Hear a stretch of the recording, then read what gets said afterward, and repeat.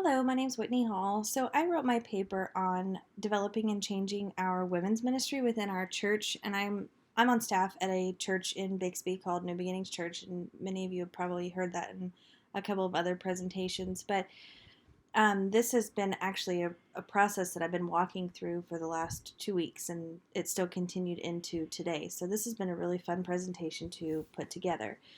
So a little backstory. Our church about 2 years ago underwent a health assessment, basically a survey as a church on just our current health. And the result of that has been that we have done some strategic planning and we developed three strategic priorities that we feel like as a church are vital for us to carry out our mission and vision that we had set out previously. So, the three priorities that we came up with are reaching our community for the gospel, discipling our members to spiritual maturity, and having membership that matters. So, within each of those priorities that we developed, we had assigned tactics and sub tactics, and then broken those down into like where I signed up for specific things that either directly pertain to my ministry or just things I was interested in. So, under discipling to spiritual maturity, for example, we put that one of the tactics to do that is to actually align all of our ministries together, because if we're all aligned, we can much more effectively accomplish our mission and vision. So, for example, one of the things that we felt we really needed to align that was key for us to align was men's and women's ministry. If those ministries are on the same page and we're discipling our members within those ministries to spiritual maturity, then that alignment is going to really help us to accomplish our mission and vision.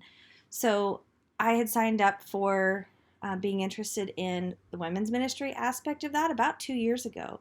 So fast forward about 6 months ago, and our discipleship pastor came to me and the other two women that are on staff and said, hey, this is obviously women's ministry is not my forte, so I'm going to lean on you all to help develop this. Well, they had actually come up with a great framework for men's ministry, and because we have alignment in mind, we decided to take the same framework and apply that to women's ministry. So currently in our church, women's ministry looks like a Tuesday morning group of women that meet together and have fantastic Bible study, and they have tremendous relationships with one another. But overall, the demographic is 50 and above in that group. So then on Wednesday nights, when we have midweek programming at our church, we have a group of women that ranges anywhere from 7 to 12 women who meet. They do go through a Bible study. It's a bigger range of ages, anywhere from probably 35 to 75. But it's still a very small group, and it tends to be a pretty routine group of people meeting together. And so, because there's only two times for people to meet, and there's some of us who are on staff, there's women who serve, there's just women, who have real busy schedules, we needed to provide some other opportunities for growth. So we came up with a couple of strategies to do so. Some of the things that we decided to help implement in this group were to offer other options and other times for Bible studies. We're actually going to also have an online option for women to be able to lean into when they can't go to Bible study. But regardless of the source, whether it was online or in a class, whether it was Tuesdays or Wednesdays or Fridays, whatever day it was, we really have purpose to make sure everyone's on the same page. So on June 5th, we had a meeting. And the goal of this meeting was to outline the mission and the vision of women's ministry in our church. And we did accomplish that goal, and we even had 22 women sign up for one of our new components of change, which were side-by-side groups, which is super encouraging. And those groups are like mentoring relationships. So initially, it showed that we had a large majority who were bought into the vision and some of the things that we were talking about changing, and actually there's very few changes and lots of just new things happening, and most people were very excited to see change happening. So that June 5th meeting actually overall was very successful. There were about 40 women in the room, and 22 signed up for mentoring relationships, and almost 30 people signed up to serve on either the events team or Bible study team or be in a side-by-side group. I mean, we just had a really good response to just the new changes and the new encouragements that were being laid out. So I was actually facilitating that meeting that night. I was responsible for it, and there's 7 of us, excuse me, on a team who are leading this new women's ministry framework. That team is composed of elders' wives, myself, other staff members, and staff wives. So I was actually responsible for facilitating, and the way that that meeting looked was each of us has a portion, like the ladies that are in charge of all the event planning, they spoke. The women who are in charge of side by side groups, they spoke. Bible studies and so forth and so on. Well, we didn't get to meet as a team together before the meeting actually happened, so we felt unprepared. And that actually left most of us feeling pretty vulnerable. And so I own that mistake because I was the one facilitating it, and therefore I should have met with my team beforehand so that we could have had a cohesive message. In the end, I would say that we were about 80% effective in our delivery of our message. But there was some clarifying that was needed. There was some things that we probably should have said that we didn't. And so then we began to hear that we had hurt some feelings.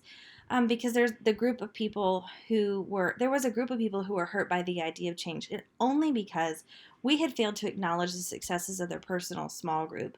And we do know that those successes are there. We know that they have been successful as a group and that they do well in developing relationships with one another. So we just failed to mention that, and that is truly a result of our poor planning as a group. So overall, I would say that truly we've had a tremendous success with the changes that were made so far, and it's very little change. Change is, I know that this paper is about change, but it seems like major change to those involved. But for those of us planning this, it is strategic change, but it's lots of new additions. But that feels like change to most people. Far more people are excited than those that are not. And there's new people who are being involved in this ministry who've never been involved before. And the biggest thing for me is that relationships are being built or strengthened, and the conflict that we have had between the lead team, even amongst ourselves in the lead team, and then between the lead team and people who are not on that team who we did hurt, we're handling that conflict biblically, and it's really neat to watch. So I think overall we have had tremendous success because growth is happening, and that's what we set out to see happen. So one of the biggest things that I would change is planning the meeting on June 5th, which was our mission and our vision casting meeting. And we had a large number of people in attendance, and I wish I would have facilitated that better, and I wish I would have organized that better with my lead team so that we did not feel vulnerable, that we sounded cohesive, that we were aligned so that we could project and cast vision towards alignment.